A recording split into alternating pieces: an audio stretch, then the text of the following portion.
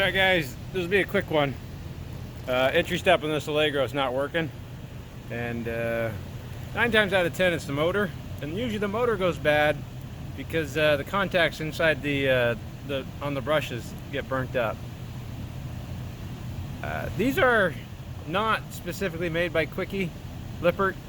These are usually motors made for the automotive industry for like windows and other fun little features they do. So they're pretty durable motors. They're just not completely weather tight, and you can see this one's weathered pretty well. So on this model, this motor's mounted with just 3 10mm bolts. Just goes right into this position right there. Sometimes they get stuck in the up position with that step, and so you can't get to those bolts. But sometimes you can. In that case, you have to pull that cotter pin and pull the pin out, and then hammer that thing out so it'll drop loose. But even sometimes that's the harder part to do. Let's go inside and take a look. Now, I already did my troubleshooting beforehand, so I know I had power at the controller. If you shut the door, the step light would turn off and it would send power to the motor, but nothing would happen. All that controller does is change polarity of the motor in and out, and once the motor goes all the way in or all the way out, it reads the amp draw and says, oh, I'm set or I'm open. So here we go. So we need to make sure we take the gear off. Now there's a pin. I'll put that on. Right here, don't lose this pin. It's not part of that gear, but without that, you'll just get a lot of clicking noises because the gear moves out of position. There's 2 shims under there. Not all of them will have 2 shims, but don't lose these shims. Otherwise, it's not engaging correctly. Let me get my high-tech troubleshooting tool, which is just the plug that I cut off an old controller. I'll get my high-tech test battery. Now, this thing should just turn incessantly if it's working.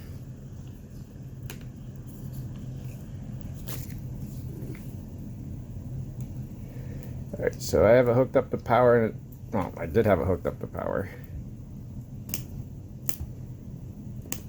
But it is sparking. So let's see if we can't fix this real fast. All I'm going to do is take the 4 screws out right there, get us access to the brushes and I think it's called the commutator, the commutate, I don't know. Let me look it up real fast. That's what it's called. Alright, so I got the 4 screws out of there. I've seen RV manufacturers use the same motor on a lots of different applications, from step covers to basement sliders. Alright, so we'll use my monkey method. Hold that. Now there's permanent magnets in this casing. Oof. There we go. You can see the magnets right there. And then there's the motor or the armature. And I can't say it looks extraordinarily bad, so we just might have a bad motor, but you never know. Pull this out. There we go.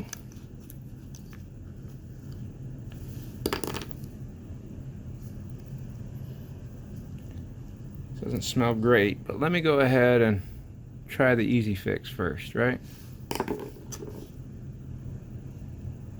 Brushes look fine.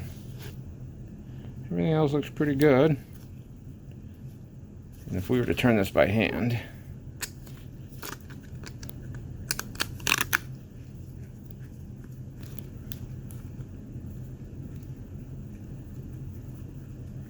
I guess it's turning. It's just turning really slowly. I don't feel anything binding up inside. So let's do the first method real fast. I'm just going to put the end of this motor in my drill and polish it up.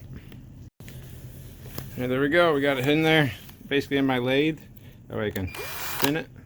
While I'm spinning it, I'm just going to go ahead and polish those contacts. Alright, so that was just using a little Scotch pad. You could also use some fine paper, like 1600 grit. That'll work fine. It's another thing I learned from my my dad is his train store, or his train shop. They use very similar motors. So let me get this thing put back together. I'll polish up those brushes a little bit and see if we're back in business or not. Sorry, I left my tripod at one of my customers, so I don't have anything to hold the camera right now. It's normally what I use. It's just going to be a pick or a small screwdriver and pull those brushes back out of the way. It makes sense if I could show you. Focus right there. Those will move out of the way as you push the motor in. Alright, so I got those put in. And looks like we're spinning around freely and not binding up on anything. This, I guess the difficult part is putting this cap back on right there, because it's got that permanent motor. As you're putting it on, it wants to pull this armature back out. So let me do that off camera. Alright, we got that put back on, then we'll put the screws in. And we'll try and see if we did anything good. Or if we need a new motor. Even in the automotive world, these little motors are pretty expensive. Now, from what I remember when I went to Kwikee training, Kwikee is at the mercy of the automotive industry for this motor. So when the industry changes and stops making it, they have to redesign their step again. So that's why they have so many different motors. All right, that's back together. I guess we'll see if we did this or not. Click. Motor.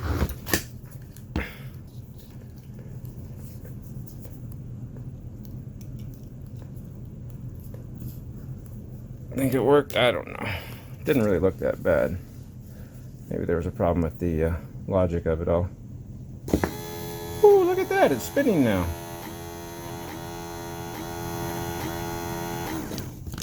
Whew. I guess we can try the other way. All we're going to do is reverse polarity.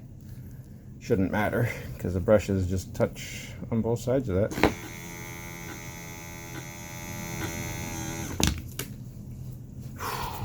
Alright, we did it. Wrong button. Alright, there we go. So there you have it, guys. That's how you can fix your entry step. If your motor stops working, or the step stops working, and it's a bad motor, give this a shot before you order a new motor. Motor's usually about $150 to $200, so it's not a bad investment. You already have to do half that work anyways, pulling the motor off. And fixing it doesn't cost you anything. Nah, the longevity of these repairs, I can't say is as long as a brand new motor, but I think I've done this repair a number of times. Sometimes I get a phone call a year later that had a problem again, but there's other times it's been 5 years I haven't heard back from them. Of course, maybe they had it replaced. Never mind what that guy said. This is a durable, good repair. Don't question yourself. Let's put it back in. It's really hot in here, guys. Of course, don't forget to put your shims back in and this guy back in. The gear is keyed with some flat spots, but that little roll pin, if you forget that or it falls out and you don't recognize that you fell out, the step will still kind of work, but like I said, you'll get that popping noise when the step's all the way in or all the way out. It's just because that little pin's missing. Now before I install, I'm going to give myself the best possible chance, especially since the motor's disconnected. I can lube up all the pivot points just using white lithium up there. But the most important ones are on this tube right there that the motor actually drives. Those are the hidden ones. Beep, beep, beep, beep, beep, beep. Alright, now since the motor's not on there, let's just go ahead and work it by hand. Alright, let's put that motor in. Now before you hook up that wire to the motor, definitely do yourself a favor and make sure you're out of the way of the step so it doesn't try to crush you. And then keep your fingers away from any pinch points, because you don't want to lose your fingertips doing this either. Okay.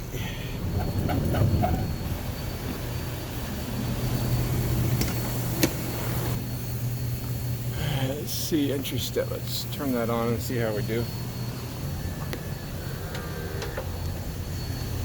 Alright, so I will use the magnet on here to mimic the door. And put the magnet on the magnet switch. Look at that. I got a step working again. Alright, so that was just a Kwikee double step. They use pretty much the same motor and controller for most of their steps. Yeah, there are some different controllers, some different motors, but overall they're doing the exact same thing, moving that step in and out.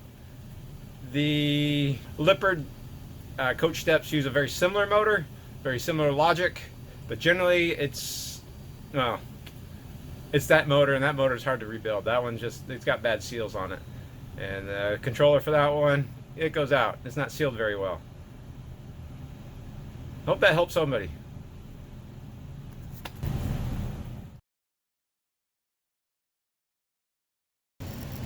So if you ever have to replace one of these controllers, cut off the plug that goes to the motor. That way, in an emergency, you can plug this into the motor and use a battery to operate that motor.